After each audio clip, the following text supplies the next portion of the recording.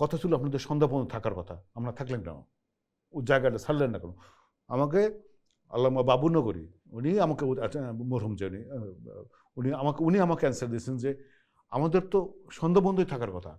আমাদের দুইটা প্রশ্ন, যে জন্য এখানে তারা আসছে, তারা হলো যারা আসছে সারা দেশ থেকে, তারা হলো আল্লামা শফি হুজুরের শাগরেদ, মুরিদ, হ্যাঁ, তার অনুসারী। তারা চাইছে যে আল্লামা শফি হুজুর এসে একটা মোনাজাত করে দিবে, আমরা চলে যাব। এইটা হলো তাদের কথায় প্রথম প্রশ্ন।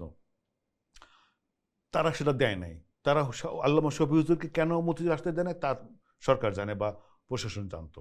তারা ওখান থেকে জোর করে ধরে ডিবি হারুন তারে এয়ারপোর্টে নিয়ে ডাইরেক্ট চট্টগ্রাম প্লেন উঠাই দিছে। সেকেন্ডলি বলতেছে যে আমরা এরকম যদি, আমরা তো কোনো লাঠিসোঁটা বা অস্ত্র নিয়ে আসিনি, আমাদের এই সন্ধ্যার মধ্যে কেন ৮-১০ জন লোককে শহীদ করা হলো? আমরা এদের প্রতিবাদে, এই হত্যার প্রতিবাদে আমরা কি রাতে অবস্থান করা, বিক্ষোভ দেখাইতে পারি না? এবং প্র্যাকটিক্যালি তারা ওখানে কিন্তু সন্ধ্যা পরে থেকে বসে দোয়া মোনাজাত ছাড়া এবং জিকির আজকার ছাড়া কিছু নাই।